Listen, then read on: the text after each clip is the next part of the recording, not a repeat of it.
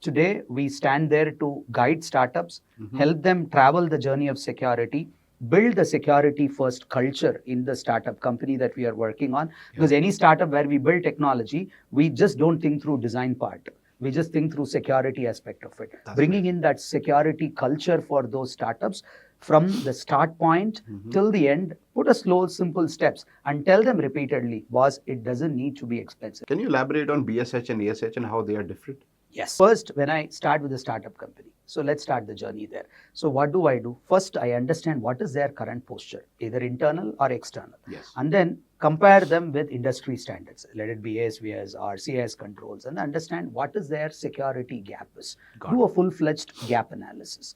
And once the gap analysis is complete, we understand the likelihood of risks and the likelihood of exploits. Nice. It can be good set of vulnerabilities, but if they are very difficult to exploit, then there is no point spending too much time there. Yeah. So once I understand the vulnerabilities and their likelihood of exploits, I go to understand what their business priorities and business goals are. Right. Once that two are married and mapped to each other, I found out the list of things that we need to do as mitigation steps. Okay. So now the journey from understanding the gap to the list of things that needs to be done is very clear. Right. Once I have those, I'll put a MVCSP, which is like a minimum viable cybersecurity plan or a systematic security plan. The definition of minimum viable, let's not get complicated. Simple thing is, because I wanted to do things which require minimal effort, minimal cost, but it gives you significant value, greater value for me. So that is MVCSP. Put out a plan, things that to be done today, after, and eventually thereon. So just put a journey of that SSP and then implement it, perform the whole journey. Otherwise, the plan stays there.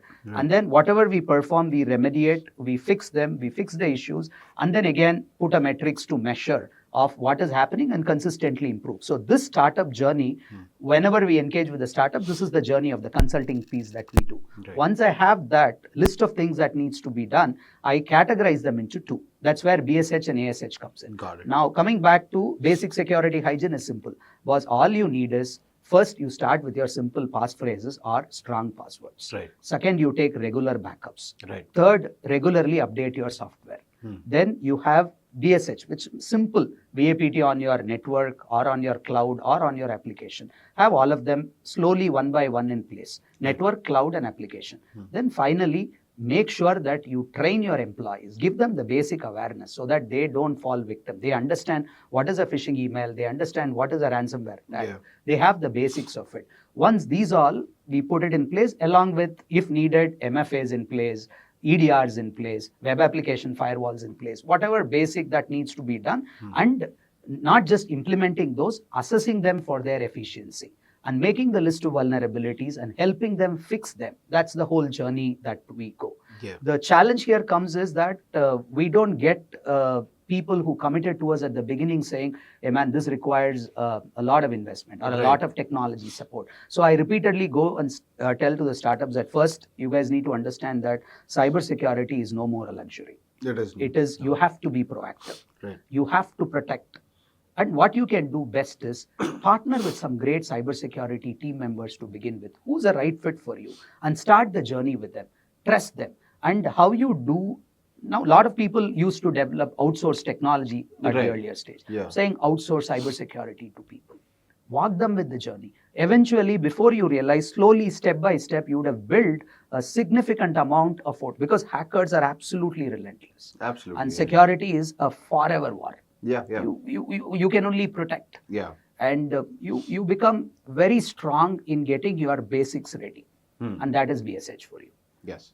Identify the gaps, fix them, and remediate. Got it. A lot of people say, I don't have remediation expertise. What do you do? Remediation depends on language. Right. I have Java, I have C++, it is different. I don't know. This is my business requirement. Operations is not allowing me. Sales is not allowing me. I cannot fix this. I have to keep this port open. Right now, this all list of things. But in this case, if you are deciding purely based on a non-security person in the room making a decision on security angle, you become vulnerable. Saying in that piece, take our help. That's very powerful.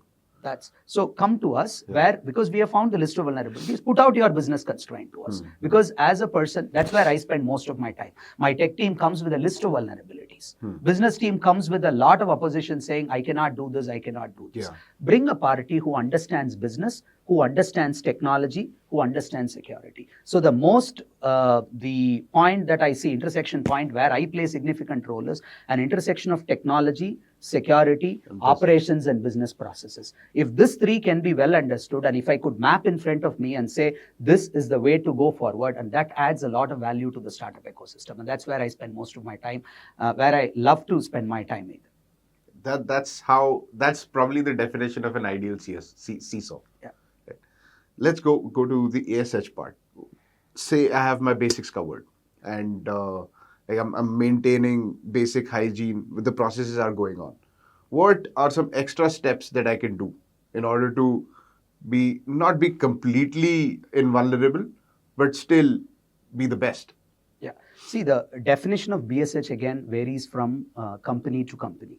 What we can do is we can start with something similar. So at the end of the day, there are basic set of things that you need to do. Like I've said, passwords, MFAs, or passwords or passphrases, MFAs, your regular backups, your regular software updates, then your BSH on basic VAPT on your network cloud application, then cybersecurity awareness training. Some cases, you have to also put a SOC in place, having an incident response process in place. And once you have all of this in place, then you go to the next level where we start with saying, you do a red team. Okay. You give us an open target.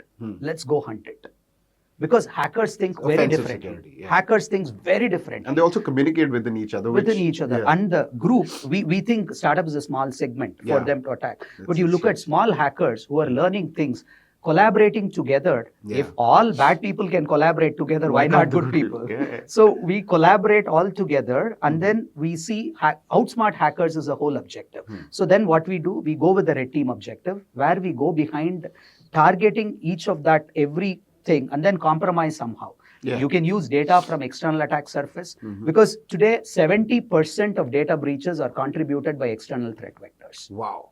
That's crazy. That's crazy. So once you have that information, but you start with, I say, I don't even have my assets listed. Right. So in BSH, you would have done asset inventory. Yeah. You have some kind of automated vulnerability management in place. If you don't have any of those, my dev has created a new instance for me because they wanted to do a testing. How do you control them? Yeah. So you get a lot of shadow IT that's coming into the perspective. Now what we do a red team. We triggered by external attack surface, data inputs, or penetration testing, do anything compromise. So red team is part of ASH. Yeah. Second is threat hunting. Look at your SOC logs. What is happening? What could be the hypothesis? What could be the potential intent of the malicious hacker who's coming into the ecosystem? Read the logs, study them, understand what could go wrong or what could potentially be wrong in the whole system. So doing a rigorous threat hunting is also very critical.